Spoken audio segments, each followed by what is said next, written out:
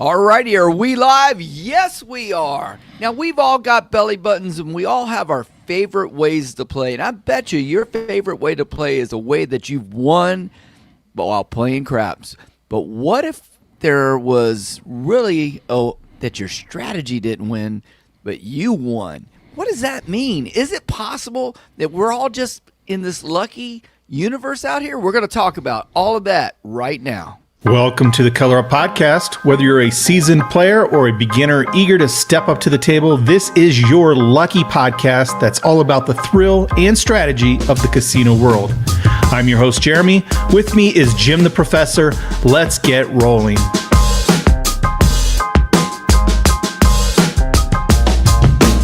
Hey, Jim, nice shirt. Hey, thank you. Picked it up before DiceCon last year. Okay. Have I released what the new one's going to be yet, or I need to get on that pretty soon? No, I saw where we were talking about it. I know there was a discussion, but I couldn't remember. I haven't seen where we've nailed it in yet, or it's just another thing for you to do. Yeah, let me put it on your list. Put it on my list put here. Put it on the list, Jeremy. Decide the new DiceCon shirt. Yeah, yep. We've already got listeners jumping on in. Hey, MJ, good to hear from you. But yeah, how's life been? It's we had our super guest on last week, and it's a normal week for you. What's been going on? The guest was fun last week. If you haven't checked it out, check it out. Angela was great, and then after the show, her husband contacted me, which was funny because he's used to is an old pro poker player, so we did a little email back and forth, and he goes, I know who you are. I've seen some of your videos, and then we talked a little bit of poker, so that was fun. But this week we got a really interesting topic, I think, and we'll get into that in a little bit. But yeah, my week was good. I actually went gambling this week, Jim. So. And Mr. Vegas, Mr. Color Up, how did you do? Everybody wants to know. Well, I mean, technically I'm up here. So I went to the Santa Fe, which is a Stations casino, and I didn't track it. Like this year, I'm determined to track everything, right? So I was like, you know what, I'm gonna play like $40.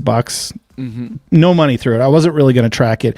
I wasn't gonna play the real tables. I just went to the bubble machines a little bit.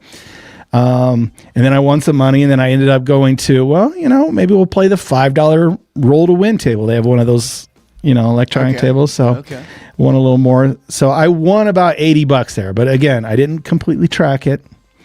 But roughly $80 win. Spend some time there. Which is better than a roughly $80 loss. Yeah. Yeah, and I'm not exaggerating or anything. I mean, $80. Why would you exaggerate about something like that? But the good thing is I got the contacts of the people I need to film. So that's the main reason to go. And then the same thing, I went to the Palms Casino, which the more and more I go there, I really enjoy it. I'm probably going to, speaking of DiceCon, get some tables. The table game director seemed interested. They've recently upgraded to 6 tables. So I'm like, could you give me 4 tables? He's like, I don't know about if I could reserve 4 tables for you, but I could definitely staff, 4 for you. We'd fill and them have up, 2 of them reserved. Yeah, that's what I said. I said, we usually bring 100 people, so we can, we'll give you some action. But yeah, he goes, just hit me up before scheduling, and we should make that happen. But then again, at the Palms, I got contact to film there. It always goes. Table game director, security, PR directors, and then they have to get a boss above them to sign off. But there at the Palms, I played at the $5 table, which is they run a $24 game or 24-hour game, which is great to play real dice for $5. Yeah. But after 2 hours, I did end up down $65 there. So, but not bad. So I guess overall, it's like a $15 win for the week. Wow. Yeah, big baller here, right? Yeah, that's awesome. Yeah, good job. That's fun to see that you're getting out there playing. And did you run into anybody who recognized you? Because that's always yeah. Really? Yeah, they say hi which place? Both places. I mean, are they table people or are they employees, or who's like when you're walking through it? Usually employees never say anything to me. Rarely, I should say. Sometimes they do, but I don't know if they don't want to say, or maybe they don't watch YouTube because they're in the work, and when they go home, they don't want to see anyone or craps, right? I don't know. But yeah, usually if I go to a table, at least one or two people are going to recognize me at the Palms. Some guy's like, "Hey, can I take my picture with you?" Which is always funny, but really, yeah. Why would it be funny, man? I mean, cool. Yeah, I don't know. It's cool. It's just who cares? Some YouTuber. Who cares? I don't know. I'm just different. Like, I would, if I saw Michael Jordan or Tom Cruise, even those guys, I wouldn't want to be like, "Hey, can I take my picture with you?" It'd be like, "Oh, hey, there's Tom Cruise," but. I'm nowhere near. I'm like bottom but of the if barrel. you were talking to MJ or whatever, okay, you'd probably work in. Hey, can I get a selfie with you? No, I don't know. I don't ask Rebecca to take a picture. I don't know. After you finish talking, hey, did you get a picture? What do you mean? Did you get a picture of me?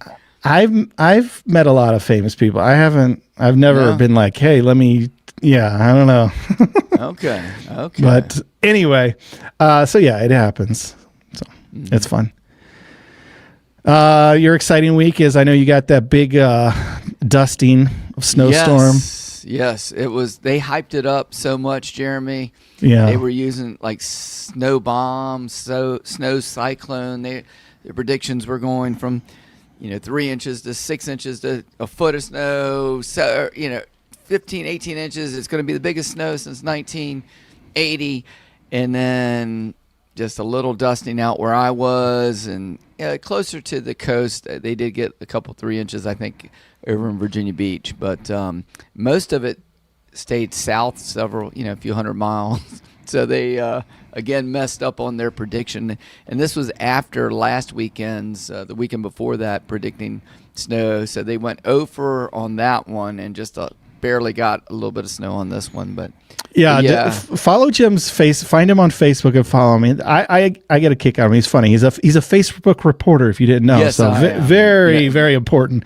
With very timely updates about what's going on. What you need to know. Yeah, and it's a public channel. You don't have to friend me or whatever. I'm the same idiot everywhere I go. So, but yeah, the good snow report was. I got a kick out of that. Some of our comments are funny too.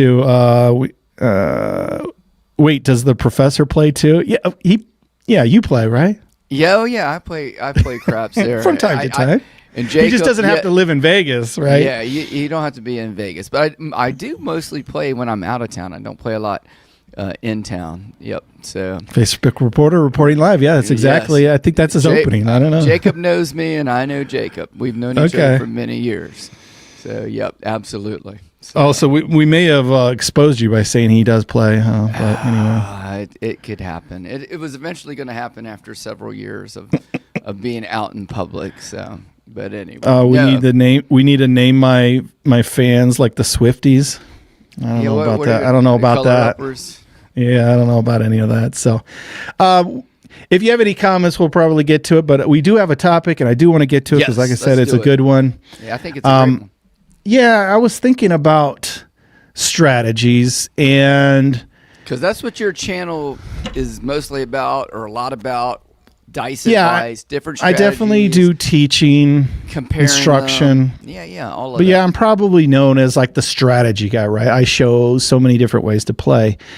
And I mean, I do play the YouTube game, right? I do need to get people to click. Yes. And view my videos. Now, I'm never dishonest. I never will say, what I was get at. I just don't say, hey, this is foolproof. You're always. I mean, some of my titles do kind of make it sound that way. Hey, always win with the. But I'm a straight shooter. I will tell you, no crap. There is no crap strategy that exists that will always win. Okay. There is no way to become a professional craps player because every bet has a house edge. You just can't get a positive expected return like you can in other games like poker, positive EV, blackjack. Right. Yeah, it just doesn't exist. So, while I do kind of, my job is to get people to click, but in my videos themselves, I am very open, very clear that it's just not a thing, right? The strategies don't matter that much. What do you mean by strategies don't matter? Well, they don't matter that much. Well, yeah, they do matter depending on your goal. But like, if you go like, hey, if you're looking for the strategy that you're going to play all the time and get rich, or, right, I'm going to make $1,000 a month and quit my side job or something like that. It's just not reality. So in that aspect, I'm saying that the strategy doesn't matter. It certainly does matter. And if your goal is, I want to have a lot of time at table. Well, you know what? Don't go in aggressive betting 50% of your money on the place bets across all the numbers, right? One roll of the die. It's too aggressive. Yeah. That's a very aggressive style. Now, if you want to double your money in 10 minutes, that might be the choice you go with. Like, you're either going to walk home broke or you're going to double your money very quickly. So, and there's different ways. So do you want time at table? Do you want to play, squeak out small wins? Do you want to go boom or bust, right? I want to win big, even if I, risk at the risk of losing all my money. So there's certainly strategies. Or, do you want to play, hey, I want to play according to the math, right? You play low house edge bets, right? Make a decision. Or, you know what? Hey, the house edge, yes, that's long-term math, but in the short term, I have to roll my number to win. So does the house edge matter? So there's a lot of different strategies you can use, but the bottom line is they're all long-term losers. Sad to say. Okay. So it doesn't matter the strategy. There's no mix of strategies. There's no, I think I mentioned, caveat, Jim. I mentioned this before the show. I do want to bring up something. Okay. There is a perfect strategy.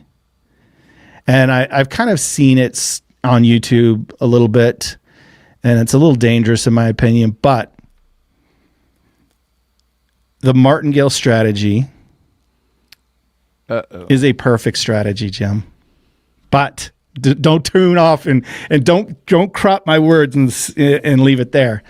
Don't make a short out of this. Yeah, don't make a short out of that of me saying it's the perfect strategy and we'll always win, because the casino has put in steps to prevent it from always winning, which is table limits. Mm-hmm.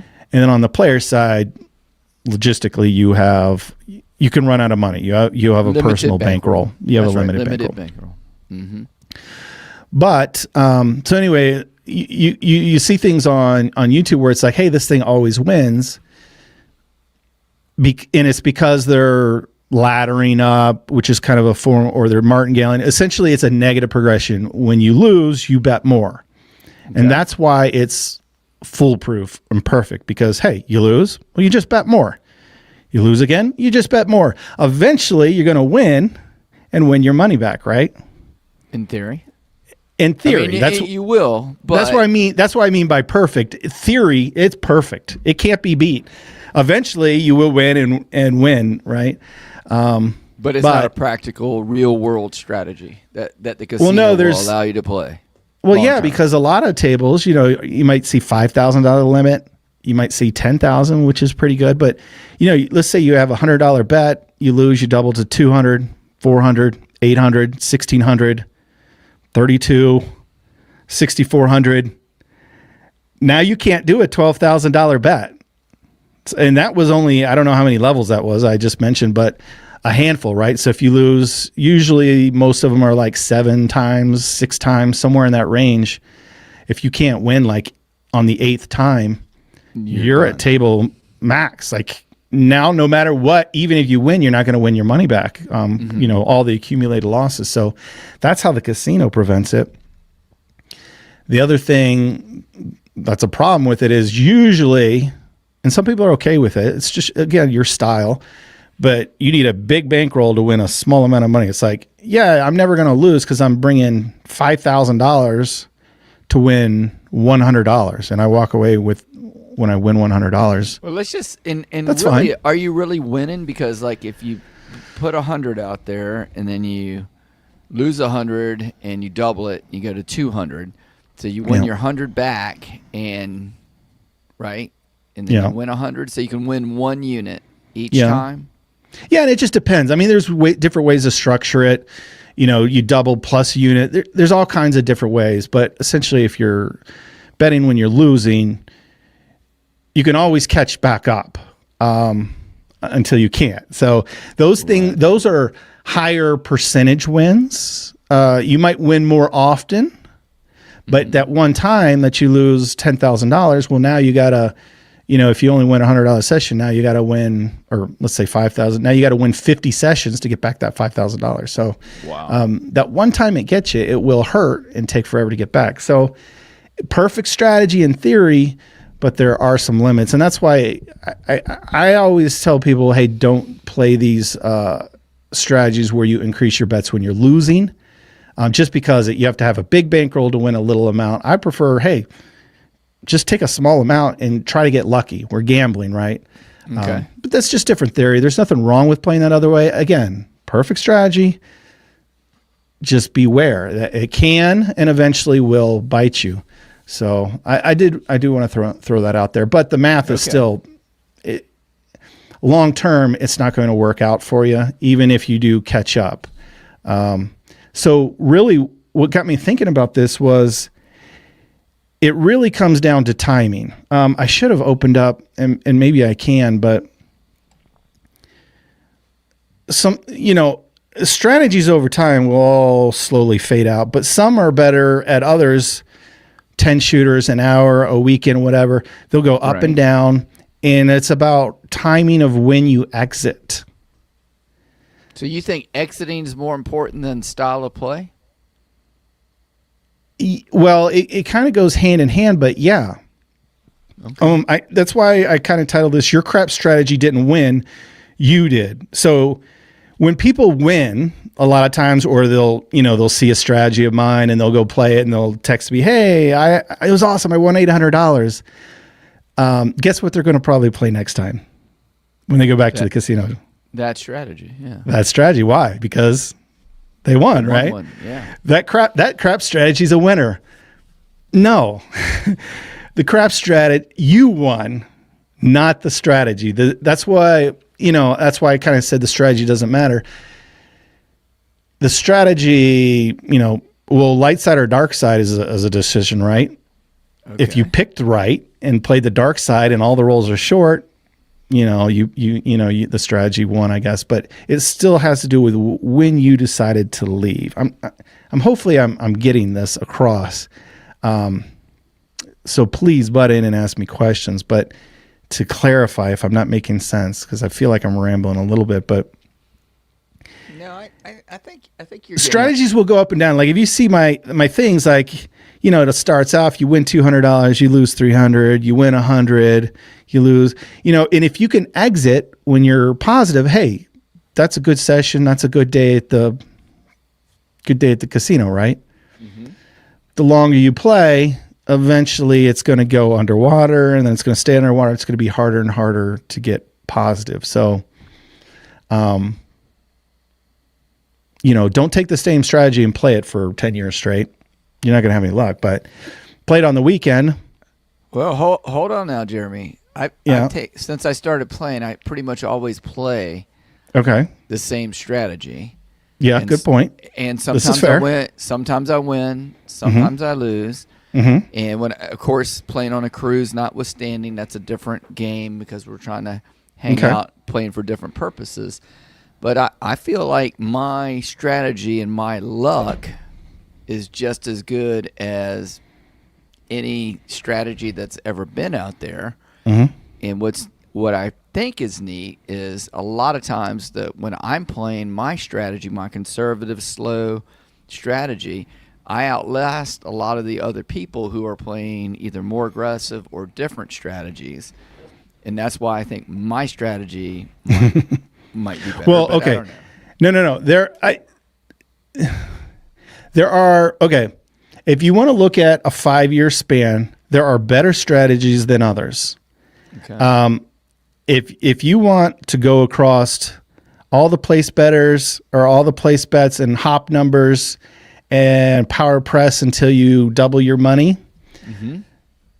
you got a lot of bets that have high house edge in there. You're going to not in a 5-year period or window, you're not going to do anywhere near what you're going to do when you play like you play a 3-point Molly, which has a 1.4% house edge. Your expected loss is 1.4%. So if you play 20 years, Right. hopefully your retirement savings earns you 10% in the stock market. Your gambling play, yeah. Hopefully, is going to lose 1.4, or you're going to lose is going to lose 1.4. Okay. So, yeah, if you're going to play a strategy that is always, 9% house edge, 20 years, you should be down 9%. So, yeah, there are strategies mathematically that are going to make your money last longer because your expected loss is much lower. Yeah, and Joe had a good point. He said you don't have as much huge amounts on the table at one time. Those first, 2 roll, 3 roll, 4 rolls, I don't have a lot of money out there where the person who goes out, 100, 110 inside or whatever. Now, you said you win sometimes and you lose sometimes. Yes. And your sessions are usually how long? Hour. Okay. Maybe 2. So, right. So in 1 hour, your mathematical long-term great strategy that is only expected to lose 1.4% loses 100%. Right? Or I don't know, maybe you leave it alone. No. Yeah. I mean, You lose your $500, your $300, whatever. Whatever. Yeah. And the guy over here playing hard ways, the horn bets, he's place betting the 5 and 9. Yeah. He's like, bro, why didn't you play like me? I'm up $1,600. The key is play the 5 and 9 and power press to the moon. Mm-hmm. Right. So, short term, it's hard to see how this works out. But if you want to stretch your bankroll and play as long as possible over a long period of time, you really should consider the math. Okay. And that's why it seems like you last at the table longer, because you most likely do. Because most gamblers they're betting too much of their bankroll on any given shooter or any given roll, and they're playing poorer bets. I think that's less of a factor because it just comes down to getting lucky in this game. But the math is certainly a factor if you want to factor beyond, when you're talking about time. So the other thing let me ask you this. The other thing I want to talk about was back to the title. When you said your strategy didn't win, you did. Yeah. And every strategy they're looking for certain numbers, sometimes in certain orders, and sometimes repetitive of the same ones. And you're saying that the strategy isn't the winner of it. It's just you and the random luckiness of the dice. Well, it's the decisions you're making. Right. So the first decision when you walk through the door is, am I playing aggressive? Am I playing conservative? Am I playing light side? Am I playing dark side? That's about it. Right. Okay. Maybe you play, I'm playing a combination of light side and dark side. So Jim, when you're playing the 3-point Molly, yes, maybe you start down, first 20 minutes, you're down a little bit, but you've had winning sessions. So the next 40 minutes, your come bets are repeating off and on, and you end up winning money. Yes. You then made the secondary decision to say, you know what? I'm up 20%. I'm up. I've doubled my money. Whatever it is, I've made $500. Oh, this is awesome. I'm going to go, right? Get out of Dodge. The big decision is I'm up. The spike is up, I was getting into that before. I run these simulations almost at the end of all my videos. They go up, they go down. If you can walk when they're up above that line, right? I'm positive, and you can walk and get out of there. That is the greatest decision. So the strategy wasn't the magic formula. You were the formula. You said, you know what? I'm up. I'm going to walk. Because if you continue to stay there, those dice are going to cool off if you're a light side player. and you're going to start going down, and then you get Yes. negative, and then now I'm below. Hey, I came here with 500. Now I'm at 450. Now's the decision. Do I play a little bit longer to try to get that $50 back to get even or above? Or do I keep playing and now I'm down to 300? You know what I mean? So And it's like you were never up at all. Except Yeah. in your mind, you were. It's almost better not to get up and just lose your money. And, hey, I got bit by the snake. That's one way to do it. Instead of kicking yourself in the tail for giving it back, Well, that's why I kind of preach don't ever give it back. Like when you go up, you're up 500, say, you know what? I'm going to keep playing because I want to try to win 1,000. But if I get down to bullet where I'm only at $200 profit, it's time to go. If I get back, rip the cord. I love that ripcord. Because So it's going down for real. yeah, and not to Eventually. say, hey, you know what? I started at 500. I've been up and down. Now I'm down to 300. It can certainly turn around for you, and you can come right back up. It's the nature of the game. It's volatility. It will be volatile. It'll go up and down, and at length we've kind of mentioned strategies. Some are more volatile than others. Yes. If you're playing I think it's called like the play all day strategy, where it's essentially don't come, don't come, Yeah. back and forth. It can win and it can lose, but it's not going to win and lose much.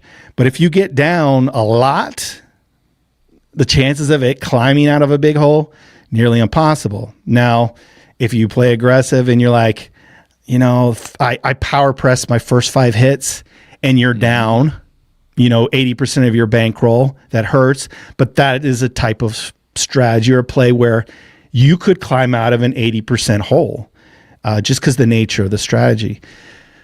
But it's not the strategy itself. The strategy just depends on how the dice roll that day. How you won is you made the decision when to walk away, and that's when you're up. Okay. It seems simple. Hey, when you're up, walk away. And now it's easier said than done whenever it's like, And it's always easy to say if you're up, walk away, because there's a lot of strategies they never get up. Or That's true. You go to the table and it's just like you're up $10, you're up 15, you're up 20, you're down 20, you're down 30, you're down 80, you're down 100, and you're up back to even. And some days walking away even seems like a win. yeah, sometimes it's a battle, and I personally find that's half the fun, right? But it's unrealistic usually. Like I'm a Vegas native now, so yeah, I can go to the casino and be like, take $200, and if I'm up $50, be like, yeah, cool. You know what? If you win $50, walk away, right? Mm-hmm. But if you buy a plane ticket, Come a hotel, out to Dice Con. yeah, come out to Dice Con and go to Vegas, and the first 2 rolls you hit your number and you're up $50, realistically you can't walk away, right? Mm-hmm. I mean, obviously you can and be like, hey, but you're there to play and have fun. So I mean, you have to balance it with your situation. But yeah, so a lot of times it's easy to say, hey, walk away a winner. Well, I love the idea of that, but let me see where I stand in 2 hours from now, right? Because you want to play some. Mm-hmm. So I'm not always saying like win and walk, which you hear. That's great advice online sometimes, but it's not practical and realistic in a lot of situations for people. So I do want to temper that a little bit. Okay. Yeah, it's just purpose, and we've talked about that before. Purpose of play and when you play, and if you're out of town versus a local play, that kind of thing has a huge difference on when you're walking away. Here, I'm gonna bring up this question. Yeah, I should look at my outline and notes. I actually made bullet points, but I'm skill and luck, trying to look at them, which I appreciate, said, should most players look for the best strategy that is best suited for a choppy, cold, or hot rolls, or most rolls choppy, cold, or hot? I like that question.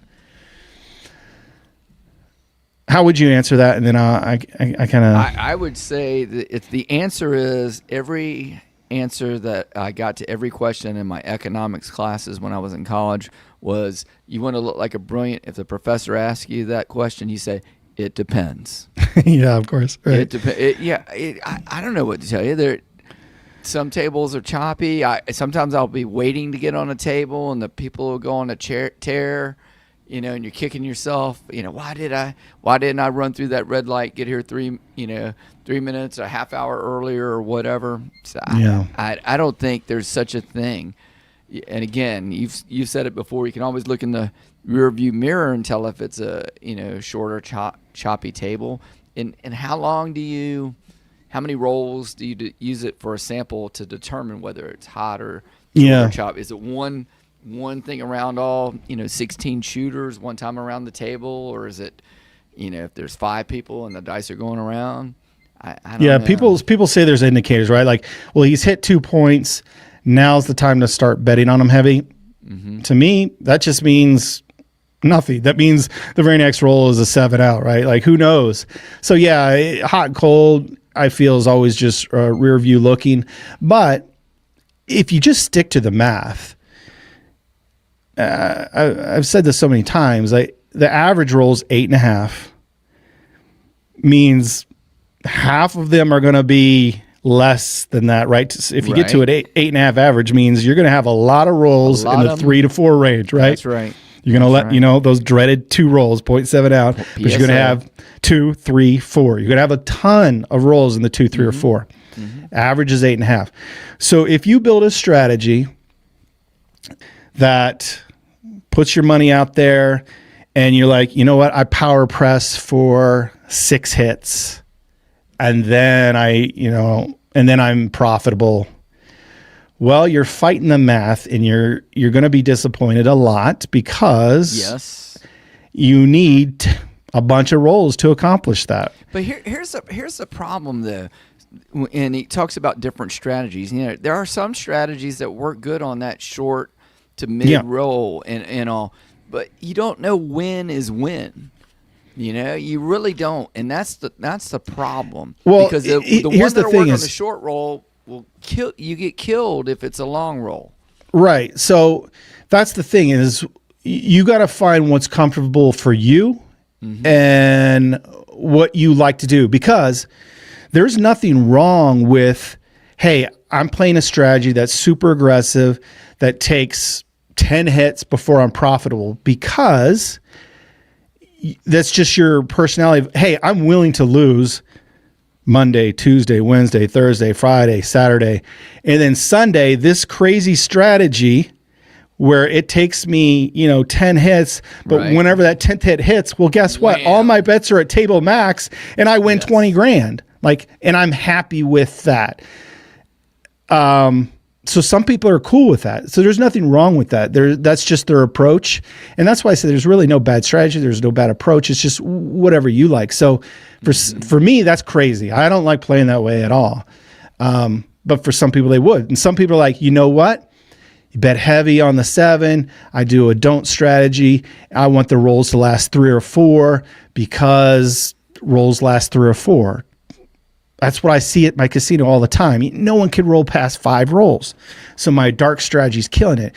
And with their type of strategy, dark side is good for that, for those short rolls, right? But it limits your win potential. So you go, you know what? Hey, I won on that shooter because he couldn't get past 5. I won on that shooter. I won on that shooter. I'm winning on all these shooters because of my strategies working for me. Until the guy hits 5 points or whatever. Yeah, the next guy hits 5 points and goes on to roll for 2 hours. Yeah. And maybe you switched, maybe you didn't. Maybe you're like, you know what, I'm sticking with my 3-point don't strategy. Yeah. Meanwhile, everyone else who's playing other type of strategies, they just made a killing on this guy's huge lifetime monster roll. But again, you missed out on all the money, but you were happy grinding out the wins, playing the dark side. Mm-hmm. Nothing wrong with that either. The decision still comes, hey, maybe the first 10 shooters, they could get past 5. You've got your winnings, you're happy, and you made this decision. Again, it's not the strategy that won necessarily, it's you won. And you decided to walk away a winner. That particular set of rolls. You won with that particular set of rolls during that circumstance. Right. Because, the next 2 shooters, maybe then the table heats up and everyone starts hitting points and the don't strategy goes to crap and you can't win for nothing. All you do is lose. So the dice are always going to turn. It's an up and down game. It's volatile. that's what we go to the top of the hour. There's no perfect strategy.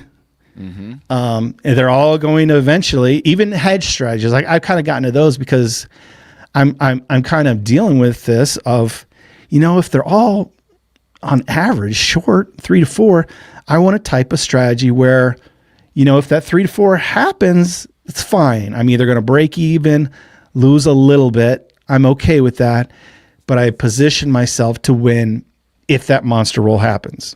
That's just me. That's fine with me. That's where I think I am with my strategy. I think my strategy, I'm a dolly guy. 3-point Molly is kind of that way.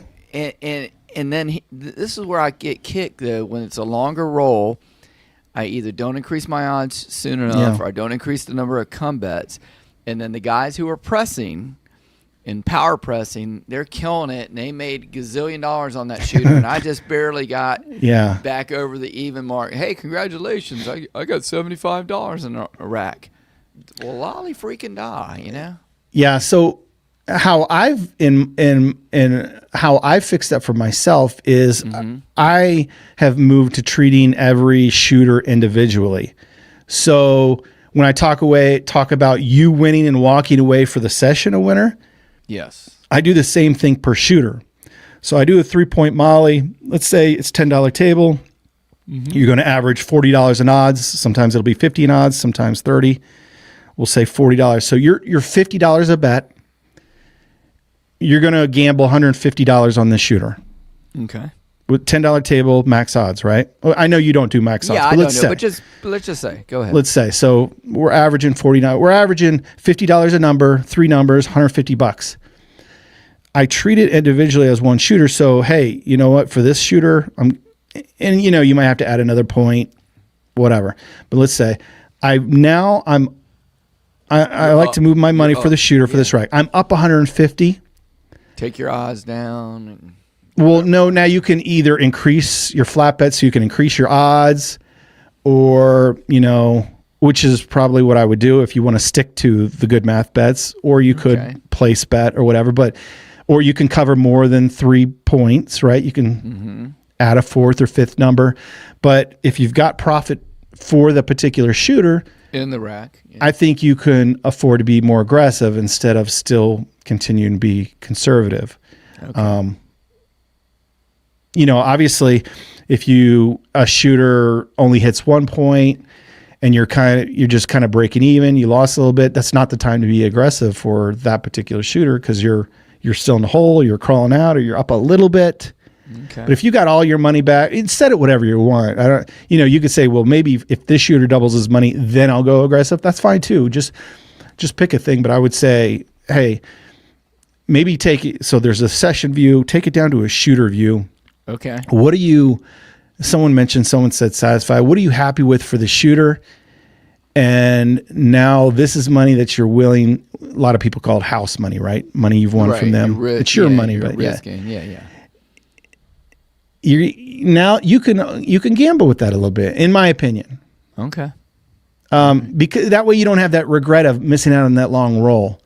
Because if the long roll doesn't materialize, you're still happy because you made that decision on the shooter level, granular level of, I'm happy. I've got my money back, my 150. I can play another shooter, or I've got my 150 plus some back. I'm comfortable now. If this guy rolls a 7 on the very next roll, I'm good. So that's how I play is, I get my money. I'm happy for this shooter no matter what happens beyond. I'd be really happy if he continues to roll. Okay.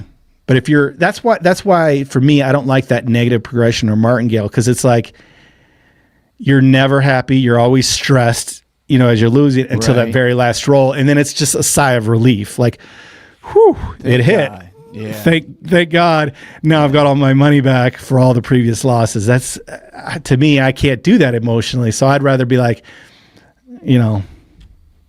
play for the short term. If it happens to be a big roll, hey, I'm happy. So, well, Moulton he put up a little bit ago, and there's a couple other comments. He said the strategy has to match the style of the gambler. Do you agree with that? Your strategy needs to match your appetite for risk. You think? Well, I mean, you're probably naturally going to do that, right? Depending on your personality, because you're going to feel, I don't know. Yeah, I mean, maybe icky, there are yeah. people. Yeah, you're going to feel icky. Like if all of a sudden Jim the Professor goes, you know what? I'm going to play $50 place bets on all the numbers. Yeah. He's gonna feel really icky. So it's not like you decide. It's like you see what's out there, and that's why I recommend watching YouTube, seeing all the different strategies. You can see, I kind of like that, or you're gonna lean probably because your personality is gonna lead you to your strategy. Okay. Probably not that. Don't try to force a strategy on you, because if you're feeling icky and always anxious and stressed out, there is a different style of play that will calm your nerves and let you enjoy the game. Make you feel better about losing your money. You made a smart to be honest. It makes you feel better about and some people feel better about playing smaller. Some people play better when they lose about playing, you know what, I lost, but I played the mathematically best bet. Like, that's fine. Yeah. I got no qualms with that. All right. And then Tom put on here, he says, even a bankroll flush big rollers color up after they won big. So what's your personal appetite for risk? And I don't know if he meant for you particular or if he's asking a rhetorical question. Right. You want to answer that? What's your appetite for risk? Are you a big risk player? No, I mean, answer that. I just said I walked away at the first casino down or up $80 and the other one was down 65. Yeah. And both of them I had like $200 in my pocket. So okay. Yeah. Could I afford? Well, I mean, when I started this channel, I probably couldn't afford $500, but I could, I could probably take $2,000 in the casino. Is that my appetite? No, not doing it. Not doing it. I got rent just like everyone else. I got, my dog, things. To me, the risk is not going to. Yeah, I mean, not even if my bills were perfectly fine. That's what I'm saying. I have $2,000. Yeah, it'll hurt. Will it change my life? No, it won't. I'm not willing to take that risk. So yeah, that's my appetite. People, hey, you're here. You play every day here. A lot of them when they do see me, I mentioned people recognize me in the casino. Yes. Nope, barely get out. I like playing at home where I'm not losing any money. Now, so the longest I've seen you have ever played was on the cruise. I've never seen you play that long at a regular casino. I think one night after DiceCon a couple years ago, after it was over, I remember being at the Circa with you, and it was a hot table, and you were at the table for a good while, and then you bounced out of there. But you're typically not a lot of time at the player kind of guy, right? Well, no, because the longer you stick around, the more you're going to lose. The chances of you, going down and then making that big comeback, you give it a shot or two, or, and we don't necessarily need to get in the topic of, hey, I'm bringing $500. I'm willing to go to zero. That's one way to do it. It's fine. Perfectly fine. That's your stop limit. Some people are like, I want to bring 1,000, but once I get down to 500, I'm walking away, or just as you're comfortable. I bring 2,000. Once I'm down to 1,000, I walk, that's fine. Whatever your stop limit is, that's fine. But once you start getting closer to that, the likelihood of you crawling out is tougher and tougher. So I tend to once I start losing a little bit, I don't want to stick around and see. Same if I'm up, once I'm up, hey, great shooter. I'll stick around a little bit. Okay. I'll give a little bit back to see if, I can keep growing the win. But if it doesn't, I'm going to be happy with my win and go. You mentioned the casino, and I'll do 5-6 hour sessions there. And it's because it's a different goal. When you're playing on the cruise, that's I play a heavily hedged type system where I can play 6 hours and rarely risk $200. Yeah, because it's just a different goal. So I'm playing different than I play in the casino. Okay. It's just that's what I'm saying. There's always a strategy. That's the first decision. The strategy you want to play for the goal, and then the second decision is you decide when to walk, which is the Strategy didn't win.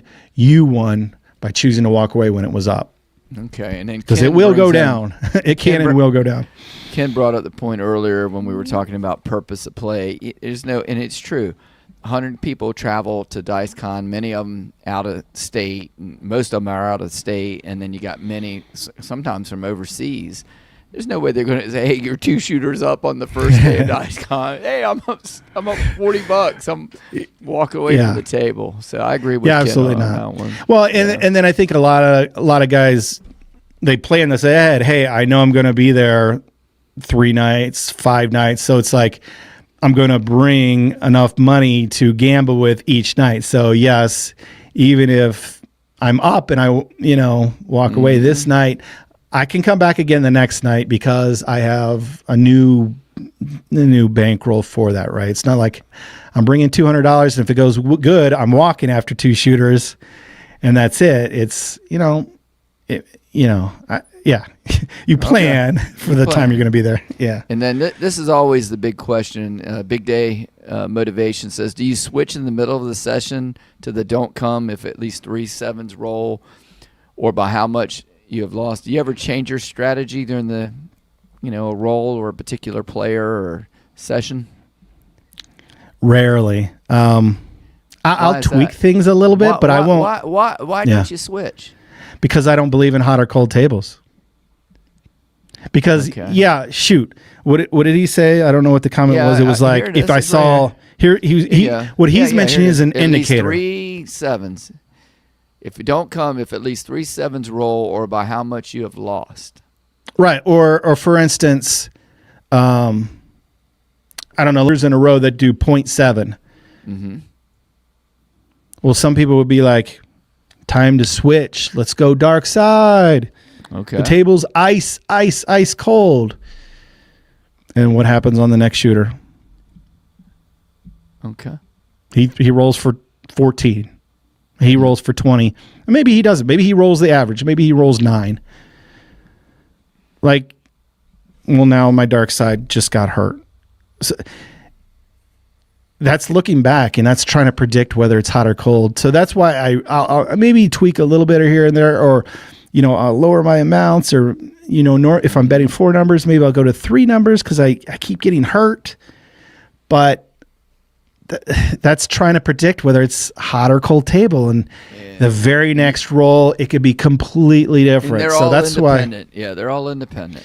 That's why I don't look for indicators and be like, you know what, it's now time to bet all my money because this is a hot table, and start betting 50% of my bankroll per shooter. Sometimes I've done stupid stuff. It's like you've gone like a seesaw and you're up a little bit, you're down a little bit, and you're on, whether it be on a cruise or a late night in Vegas, and you're saying, hey, either I'm going to win my money or I'm going to lose my money and go to bed. Either way, I'm going to win because I'll be either in bed or I'll be on my way up to bed with some money in my pocket. Yeah, you're making emotional decisions, right? Yeah, when you're tired, and that's what all the books and everything tell you not to do. I mean, go ahead. Yeah, change. I mean, that's changing because you're just like you're doing your one last stab or whatever. I mean, I wouldn't even consider that's fine. I wouldn't consider that as whatever. But like, if like, hey, I'm 1 hour in, I'm for sure going to be here for another hour, and like, it seems like the table's been cold, so I'm going to go to a completely dark side strategy and switch. I'm not doing it just because the table turns hot, and now you're second guessing yourself now. And now, do you switch back? Do you keep going with that? So, no, I tend to tweak a little bit, but not necessarily change because I don't believe in hot or cold table. I believe the next roll, every roll's independent, and you never know where it's going to go. So. All right, so Kim Butcher just said, hey, we used one of your strategies today, started with 300, and after 2 hours, up to 1,500. I walked instead of staying to play with house money. Thanks for the strategy. Congratulations, Kim. We'll leave that up there for a second. A couple things. One of my strategies, I don't own a strategy. I don't promote. I don't sell. Nothing's new under the sun. All strategies are usually just mix-ups and rebranded, rehashed of what has been around for 50 years. Somebody might think that's their strategy. Yeah, you're not I bet inventing you the wheel, somebody else anybody. did. Yeah. But yeah, so I do want to clear that out because it's nice when people say, "Hey, I played your strategy," but this is not for him necessarily, but for the audiences. None of these are my strategies. I don't take claim. I don't take ownership. Hey, I'm glad you picked a strategy and it worked for you. So I just want to clear really, the air you on don't that. care when you roll them out whether they win or lose when you're No. presenting them. I mean, you feel bad for the person who took the time to write it Yeah. up or whatever. Yeah. But you don't feel bad as far because I mean, everything's independent. Everything's just depends on the roll of the dice. They have to roll a certain way. Yeah, people So- get excited. They go on Dice Advice forum on my website, submit a strategy, and they're excited about it. And then I roll it out, and it loses half the money. Like I'm not happy about that necessarily for that person because they're excited about the strategy. But on the other hand, I'm like, that's realistic. Strategies win, they lose. I don't refilm. I don't re-edit. They are what they are. So in some aspects, no for loaded me, dice or anything Yeah. like that. It's just totally for me as an random. educator, when they lose, that's actually a positive for me because I'm like, I'm not going to show. Hey, tune into Color Up and see his strategy win every day. Every week. Yeah, every Yeah, week we've got a winning strategy. I want to show that. Hey, this strategy could have just as easily won if the dice went the other way. It didn't today. It lost money. So I think it's good and to let people know, hey, there is no magic strategy that's going to just print money for you. So in that aspect. And the other thing I want to say is I started with 300 after 2 hours up 1,500. I don't know if he gave some back, but I love that. But that's kind of a situation where I go, man, 300. Now I'm up 1,500. If I didn't have any time restraints, like maybe he had to go somewhere in 2 hours, but I would be like, I might play some more until I'm down to 1,000. Like if I still walked away and said, hey, I start with 300 and after 2.5 hours, I walked away at 1,000, I'm still happy, right? So you can set. But you're not as happy if you walked away with 1,500 versus to know the very tippy top point though is impossible. Like if he stayed and kept playing, maybe his 1,500 turned into 1,800. Maybe it turned into 2,000. I don't know. I'm willing to find out a little bit. I give it a little wiggle room, is what I'm saying, to go up and down. Maybe it was like a yo-yo, and I'm just he went up. He may have been to 1,800. And maybe he did exactly what I did. He came down to 1,500 and was like, "Wow, 1,500! This is awesome. Time to go." So, I'm not putting words in his mouth, but I'm just saying in that example, it gives me a clear way to explain like what I do. Yeah, I just want to say hey to David. He jumped in. Hadn't heard from David in a while. So hey, yeah. Yeah, a blast from the past there. You know what I completely forgot? We're an hour in, and I made a thumbnale about surfing, and I didn't mention the surfing analogy at all. That's the next thing on the analogy, so we need to do that. So go ahead and talk about it. I wish I would have hit it early, and I haven't completely thought this through. I just kind of threw it out to Jim a couple hours ago before the show, but I got this image of surfing and how it relates to craps. All right, you're a surfer. For one, you're going to pick your strategy. So, and by that I mean what you're comfortable with. Are you an aggressive player? Are you a conservative player, right? So you can pick a spot. We go to California. We got a little 1 foot wave, maybe gets up to 3 foot swell, something like this. I don't know if waves, swells, I don't know, whatever. Maybe you want to go there and surf. Maybe you want to go to, I don't know what they're called, that big thing where it's a 100 foot wave and a jet ski pulls you in. Portugal, yeah. Yeah, there's one, that's a famous one. Like, maybe that's your style and where you get your kicks, right? That's the super aggressive pressing strategy, right? That's where you get towed in by the jet ski in this giant wave. And guess what? If you crash, it hurts. But if you can catch it and you ride it, you're the superstar, right? You're in magazine covers. That's you win the $10,000, the $20,000 at the craps table. So that's where I relate it to, the size of the wave you're picking. So I'm going to go over here. I'm going to ride these 1 foot to 3 foot waves, Jim. And if I can ride it out, I'm happy with the wave. I'm not going to become famous. I'm not going to win $10,000. I'm going to have fun. I'm going to ride it out. So that was the first part of it. The second part of it is, all waves come in kind of like a swell. Then they get to a wave. They get to their peak. Then they crash. Right. And then they level out. Then they eventually hit the beach and they're nothing. And then they actually retract a little bit. So I kind of thought in my mind of that's how you see a strategy. Long term, all strategies are going to go down. They're going to hit the beach and they're going to go to zero. Like right. You run it through any simulator, million rolls, whatever, it eventually is going to go to zero. But for a short window of time, you can catch that wave. You can win, and you could do a couple tricks on the top. And what all the good surfers do, they bail out before it crashes, right? So that's where you pick your win. You do a couple maneuvers, you're doing a little turns, you're gliding. Maybe what's that thing where they go through where it's crashing? Yeah, you go through the pipeline, right? Yeah, pipeline. You're really risking it there right before it crashes on you, and then you turn up to go catch another wave. Meanwhile, you didn't get bashed and slowly ground up to the beach. And so I kind of saw that's kind of where you pick your wins, right? You ride the wave as long as it'll go. Right. But you got to get out before it eventually crashes and goes to zero. So I don't know how much that relates, but no, it's good. Now, the other thing I was going to say with your analogy, and I thought about it a little bit. Yeah, that's deep. Gregory says that's deep, man. Zen crafts, yeah, Zen. It depends on the ability of the surfer too. Like two people can jump on it. Sometimes I see two guys get on it the same wave, and I don't know if that's frowned upon in competitions.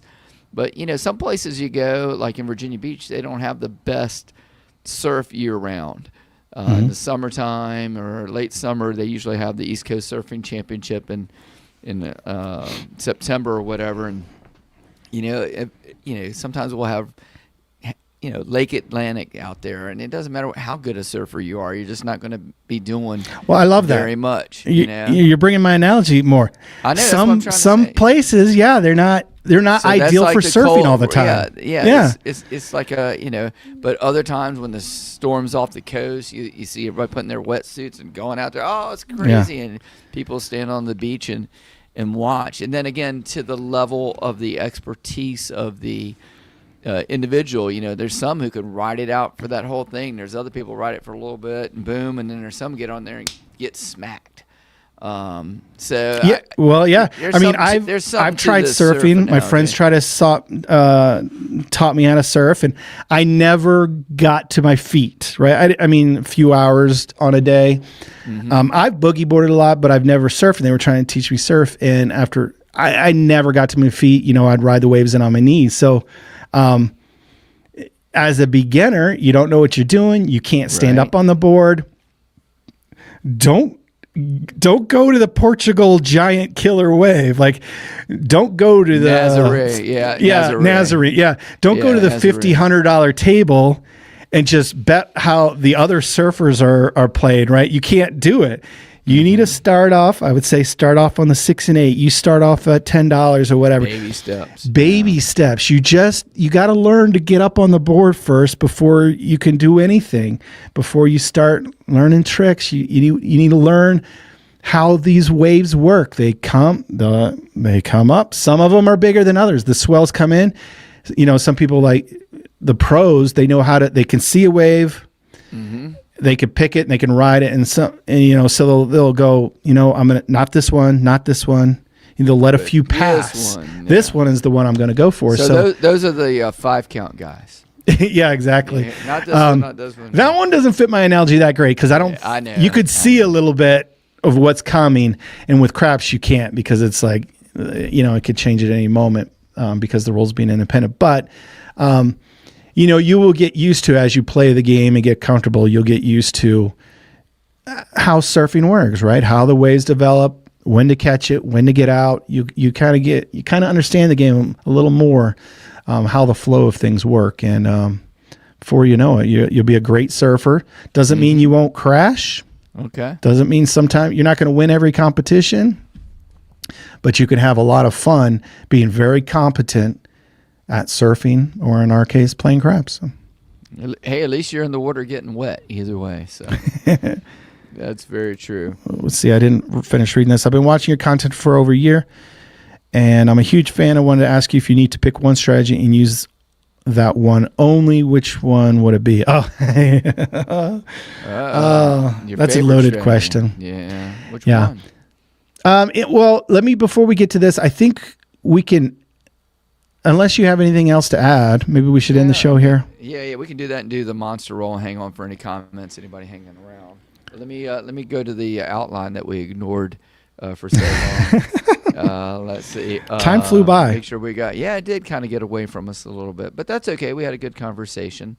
Let's see. And now the last thing you had on there was the analogy of surfing and monster waves, aggressive players.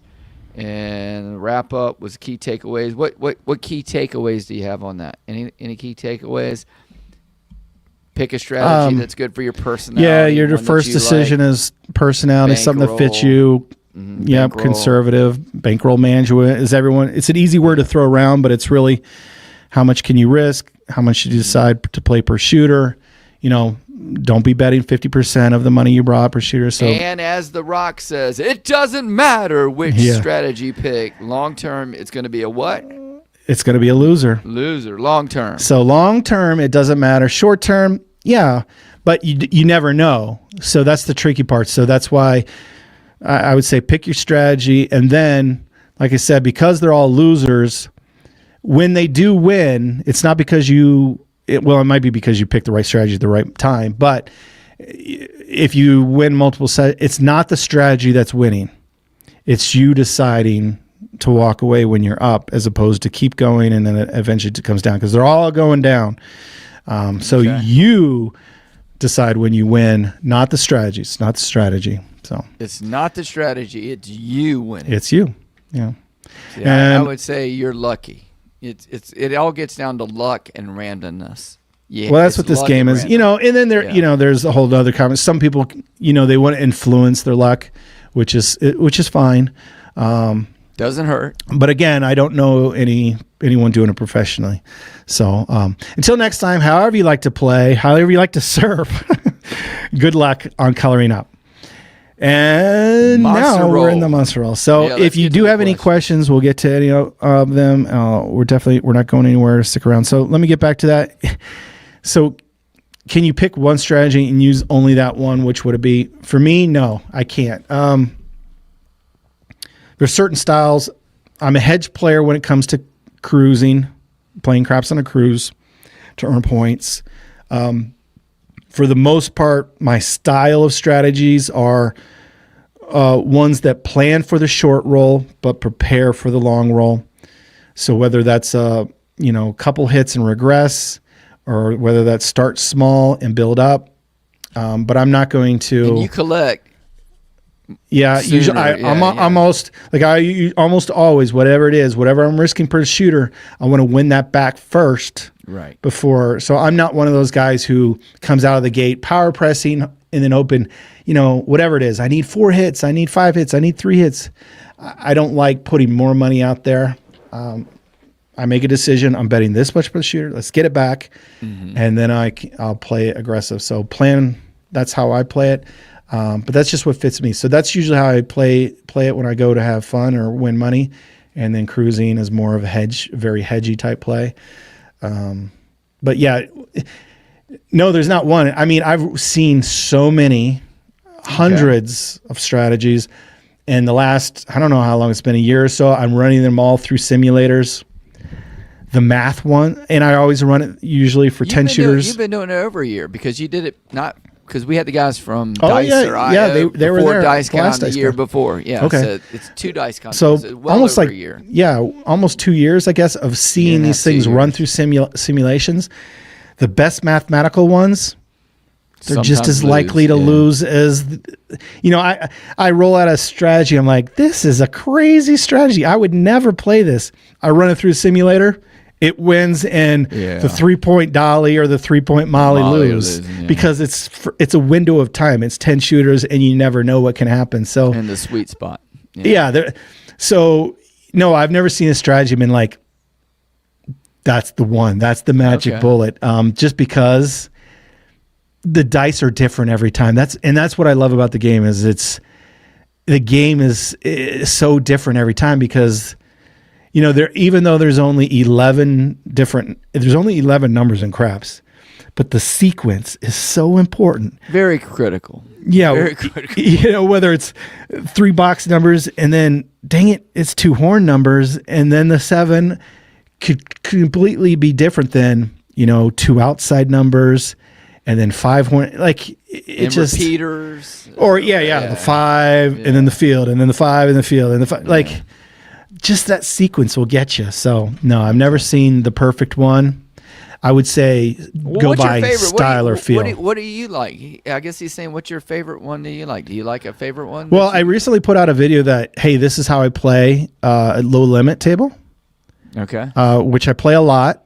And that's the one that Dealer John taught me. Not that it's so great, but what I like about it is it's a small ball strategy. Like, if it doesn't go good, you lose $20.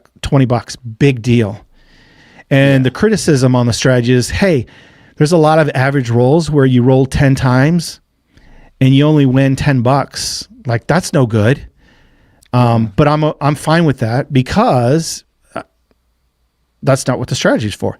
Strategy's super small, minimal risk, but the times that it does do, you get a 30 roll shooter, it can make really good money. Okay. For that small of a thing. So when I'm playing small ball, I like to play that, I've listed as my favorite strategy or, the strategy from Dealer John. I'm about to, it's in my list to film one of my go-to strategies I'm going to put out, which is a strategy that I play when I don't know what to play.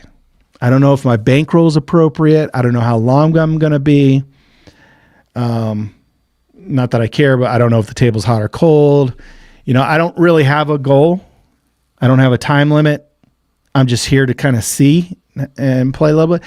I will play Heavy Holtom's Heat Seeker, which is, I think I've shown it twice before. I think initially I played like a version of it, not knowing.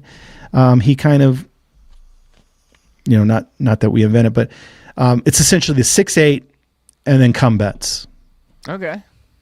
So it's good for the math, and it gets you numbers, and then it never has it never has more than 3 bets. So 6 and 8, you keep making come bets. If you have 3 come bets up there, you would have removed the 6 and 8. So you never have more than 3 units at risk, but you always start off with the 6 and 8 and then start adding come bets. So I play that one a ton. That's what I played at Santa Fe in the Palms. There you go. Proof's in the pudding. And then on cruise ships, I've shown, you'd have to look my cruise strategies, which it's usually like inside numbers, and I lay a number against it. It's hedging. Sometimes I'll use a don't come instead of a lay bet, but I'm essentially playing inside numbers and a lay bet or a don't come. I like that one, and I'll do that sometimes too. Place the 6 and 8 with 1 come bet after I've lost a few with my come bets, and I don't get any repeaters because I love having those 10 combinations of the 5 each for the 6 and the 8, and the come bet is, like you said, low. Yeah, the real nice thing about that, I love to start off that way because the 6 and 8, you have 10 of the 36 combos. Of 36, yeah. They're a low house edge at 1.52%. They don't pay that great. They only pay 7 to 6, but that's okay. But then you have that come bet. So if the 7 comes, you lose 2 bets, you win back 1. You're only out one bet. It's a rebate. Like, yeah. So I love that about it. And then if it goes to a number, well, now you got 3 numbers, and whatever. And then I followed up with another one. Okay. But so that's usually my go-to strategy. There you go. So you my small ball strategy. Yeah, I guess I did. I guess I kind of named. Yeah. You got it. So good job. And then here was a one. Gregory. the attorney said, hey, give a quick shout out to the table crew. How much of a good crew can make things so much more enjoyable. I totally agree. A good crew can make it a ton of fun. A bad crew can make you want to just color up. And if they ignore you, if they whatever, I'll walk away and go. If I have the choice, I'll walk away and go somewhere else, or just take a break and wait these guys out, or go to another table. That's why I mentioned the Palms earlier. It's man, I don't want to give the secret away, and why I'm looking at reserving a bunch of tables is there because they make it enjoyable. Even on a $5 table, the crews are for the most part pretty good and competent, but they're usually having a good time and they're engaged. Yeah, they're engaged with the player. So yeah, huge part of the game that often overlooked. But Kim Butcher put on here. He said, "Hey, you help teach us, and then it's up to us to learn." And that's very true. Very true on that one. Gnarly, dude. That's yeah. When we were talking, surfing. The surf analogy on there was skill and luck. Said gnarly. This is one here. iMac Des says, is there more details that can be released at this point about DiceCon? I would say no, because we really haven't started. I mean, you got the dates if you're a member of the club. And again, this is not a commercial for the club, but you can join as little as $5 a month. We've got a good community on Discord that you can be a part of. You can find it, Color Up Club, I guess that way. You go colorup.club is your website, and you can find it through that way.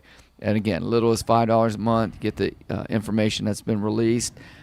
We've been doing it 4 years now. This is going to be our 5th year coming up. Like I said, anywhere between 80 and 100 people from around the world come. And it's a great bunch of people, and we have a good time. Usually have a. I will say it's a similar. It's all. I keep it to a similar format, style, which I avoid style. The weekend because the prices in Vegas, Friday and Saturday are through the roof, right?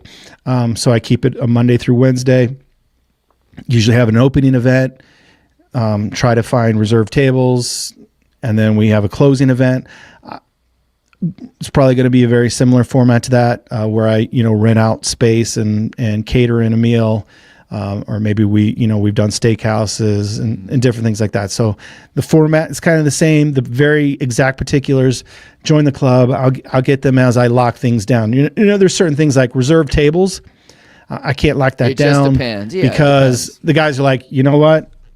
Hey, call me a month out. We'll reserve it.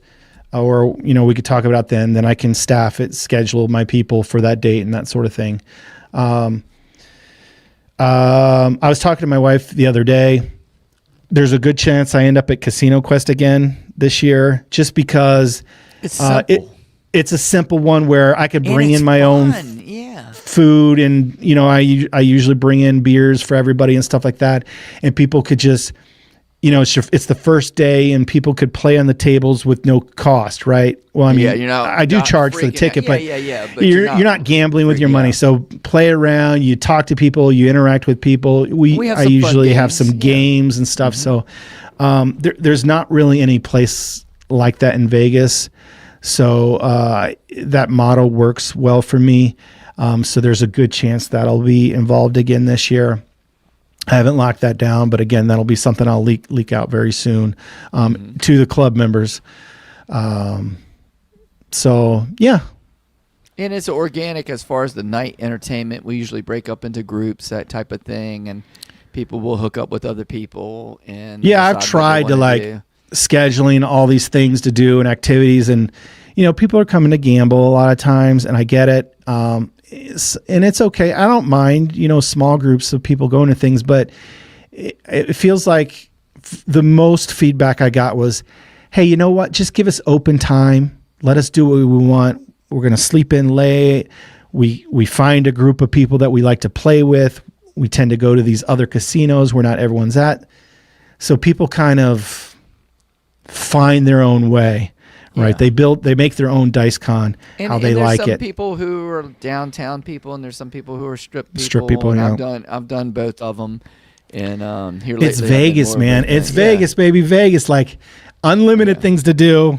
Mm-hmm. So some people are like, I go shooting. I rent a sports car. We one day we go to Hoover Dam. We do a show, in the afternoon. So. it just kind of works out where everyone kind of builds their own itinerary. It seems like, so really DiceCon is all about me just saying, hey, let's get a bunch of, 100 dice fans in the same area, general vicinity, and see what happens. So, and people have a great time. And we do stuff at pools. Some of us go to different resorts, that type of thing. We'll all chip in, get cabanas, that kind of thing. So yeah, if you're interested, look into it and be a part of it. Let's see here. Love this one here. Just because I love my rock impersonation. Yeah. Can you smell what the craps table is cooking? But and my favorite one, you think your strategy is good? It doesn't matter what you think. Excuse me, I didn't mean to shake my camera like that. But anyway, let's see what else. That would be a great name for a strategy. The best loser, biggest loser. Yeah, the best loser. That could be a clickbait title or something. Yeah. Yeah. Let's see.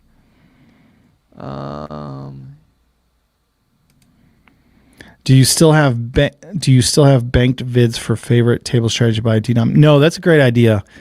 Maybe with AI can help me, but like to categorize things like like a database where you click. Hey, if I want $10 strategy, I click on. I mean, everything could be usually adapted, but to actually see me rolled out a certain thing like this is a $10 table, this is a 15, this is 25.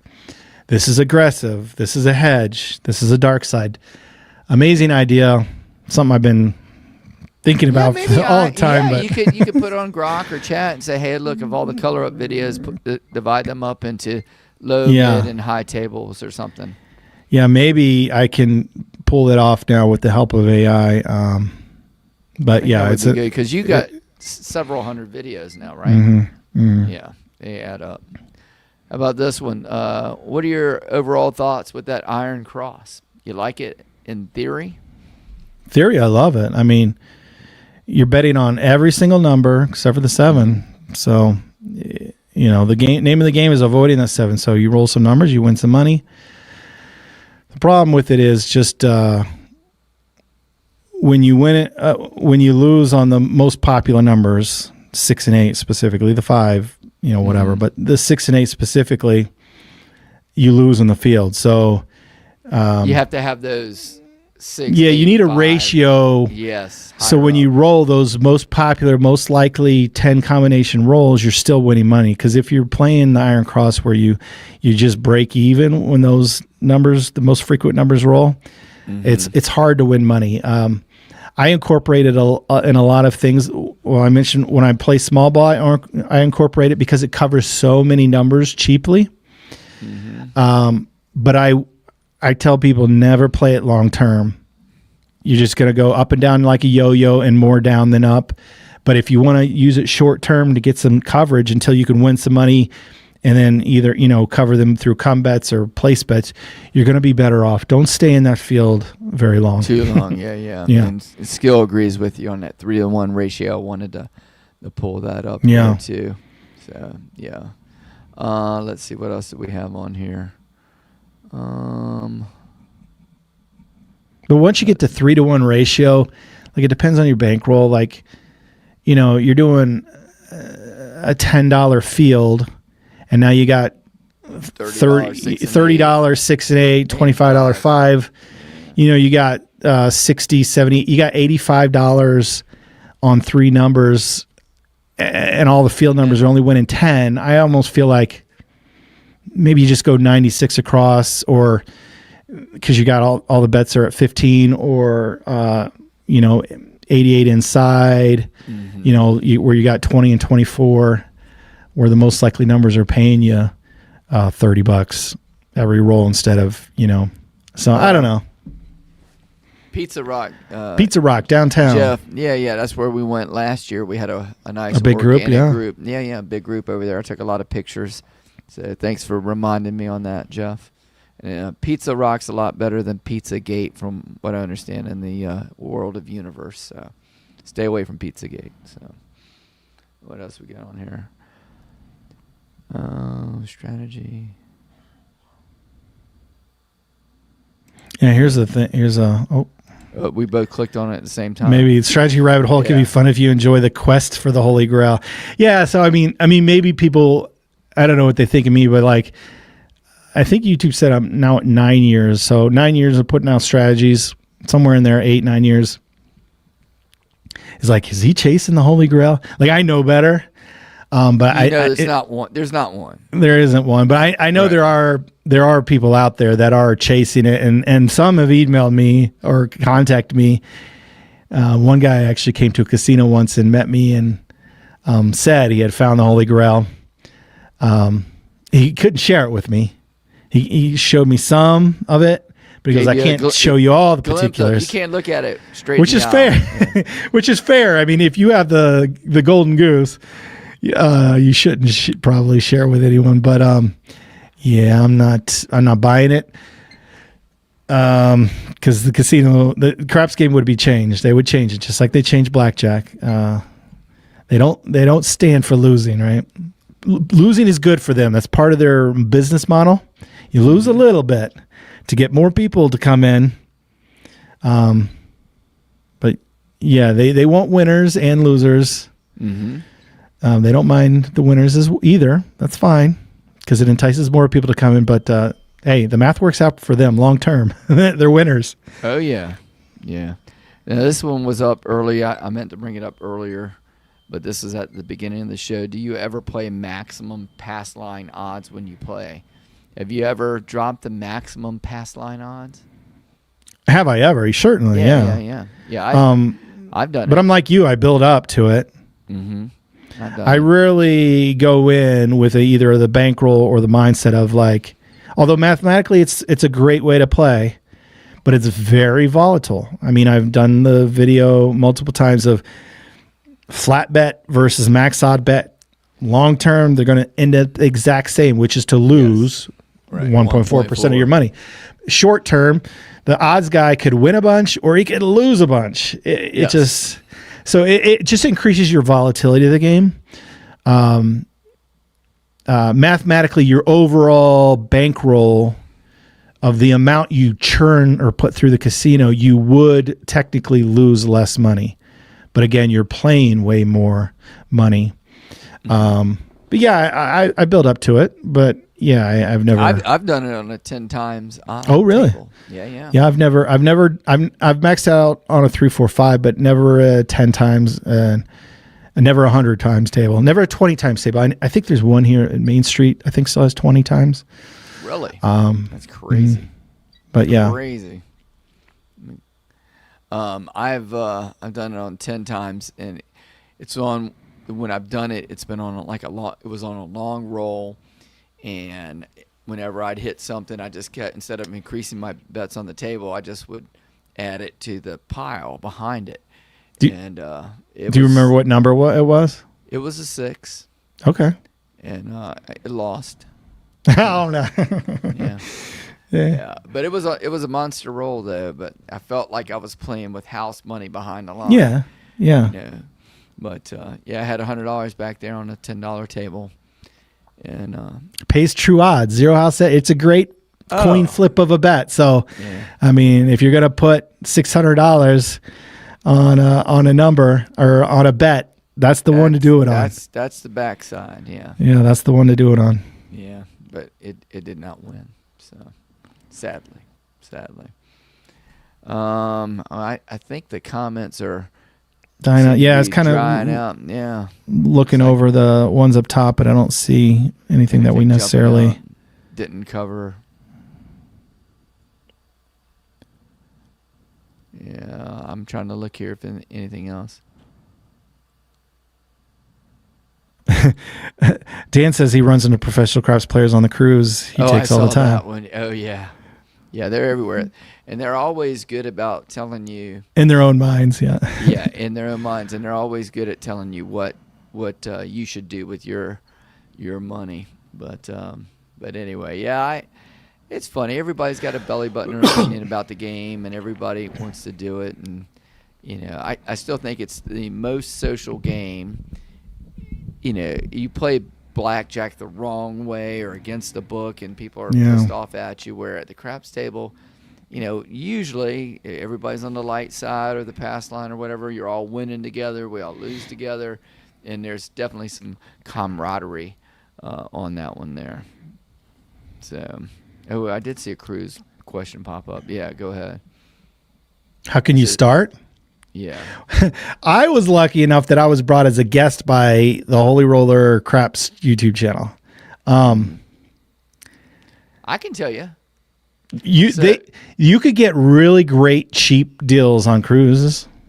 And I mean, I was going to tell you this, and I don't know if it's Yossi. If you are, a lot of the local casinos will have a thing where Have like a hey, come out partnership. and play a promo, and they'll have a partnership, or they'll have a promo night, and they'll say, hey, on this Sunday from 10 o'clock in the morning to whatever, come by and get your free certificate for a cruise line. It might not be Royal, it might not be Carnival, it might be whatever, but you can go get one. Could be MSC, whatever it is, Norwegian, and you can get a free, quote unquote, free one on there. Just pay the taxes, and then you can get on their program to go ahead and figure out. But as far as what we know right now, Royal Caribbean's the most transparent, along with Celebrity, their sister company, as far as being what you need to do to get a free cruise. So, Yeah. Run it through your land-based or promo, or like I said, a lot of them, they're great or vacations, go on reasonable. a short cruise. Yeah, go get an interior room on a short cruise and go to Brian's channel or what you've talked about and try to play it, and then you're out for one cruise. Yeah. Yeah, you don't even have to earn an instant certificate. Just play, and just like any casino, they'll start emailing you some offers most likely, and go from there. Yeah. Speaking of my wife on the last cruise, I don't think I mentioned it. Yeah, you were she, saying you were going to try to get her up to Prime. Did you make it? Oh, that was like 2 cruises ago. She did. Our last Two cruise. cruises ago. Yeah, our last cruise, we didn't gamble hardly at all. Just because we don't need any more certificates, and we don't need Prime because the year's about to reset for Royal Caribbean on April 1st. So we're not, why gamble and risk money and earn points whenever it's just going to reset? The points are going to be useless. So we'll wait before we gamble again. But we played a little bit. But my wife was observing these 2 younger kids, I don't know, they're old enough to gamble, but they were playing Pass Line and Max Odds. And the field bet, chunking big amounts of money. So they would do $10 and Max Odds, great bet. But then they would also do like $25, $50 field bets on every roll. Wow. And she was like, I sat there and watched them. Yes. She goes, like every 5 minutes they would be like completely broke or their rack's full. And I'm like, yeah, they're playing a very volatile thing. And she goes, they tended to buy in a lot. I'm like, yeah, rebuy. I don't know who was bankrolling them. Well, I do know because the father eventually came up to him and was asking him questions. So the chip fairy. Yeah, the chip fairy. But like they kept rebuying with more cash, and I'm like, yeah, that's the effect of the field bet. Yeah. Like as quick as it comes, it goes even quicker. Hey, you won. Yeah, so I wish they would have just stuck to Pass Line and Odds or something else. But it's amazing how many with that. It's only 3 numbers, or really this. If you add Big Red, it's 4. But 4 out of 36 combinations, it's 16 ways to win, but 20 ways to lose. But it just seems like those 20 ways are really tight around that distribution curve. 6, 7, 8. That's the top of the chart. It's right there in the middle, and then you throw the 5 just to skew it. Just to give you a little extra kick to that thing. Like I said, it's not terrible, especially if base triple. The house edge isn't. Even at double, it pays a little over 5%. The 5 and 9, which everyone bets, right? That's a 4% house edge. We're not. 5% game. That's playing roulette. It's not the end of the world. The 5%. It's 5% every single roll. So, yeah. It was just funny your observation of like. They empty the rack, fill the rack. Empty the rack, fill the rack. Like, that's a very volatile style of play. If you're going to play that way, Dan says. How do you get that chip fairy on the Royal Caribbean cruise? I don't know. I wish I had an answer for you on that one, Dan. 'Cause Yeah. we need a chip fairy. I needed to interview interview that chip fairy and see what he does for a living or whatever to bankroll his 2 kids Yeah, that's just playing that way. incredible. Okay, that was fun, Jim. Yeah, nice topic, and I wish we would have got to the surfer thing because everybody was excited about that once we started getting going. Yeah, probably people will, when they watch the replay, they'll like turn. Okay, let's click on the surfy thing, and a half hour in, they'll tune out. Yeah. We never did get to. We got to the analogy late, but big thing first earlier. Yeah. We need to get that's that. Okay. Yeah. That's Thanks, okay. Tom. Not the end of the world. Yep. Thanks, Ken, for sticking with us. Yeah, we're looking for another 62 roller with Magellan's Arm Candy. I can't wait for that one. And then Tom, you're very well appreciated. But yeah, Jeremy's the man with the knowledge. I'm just the second banana over here hanging out. But it's a lot of fun though, and it's a great game, and the community out here that Jeremy's put together is wonderful. So that's very much appreciated, Jeremy. So keep up the great work. All right, guys. We'll end the monster roll there, but I think we did our official sign off at 1 hour, so we don't need to do that again. But again, thank you everyone for watching. And I think the schedule is, unless you have something. Week? No, I should be. We should be available. Open for business next week. So all right, very good. Hopefully, we'll see you guys then. Bye bye. All right, bye everybody.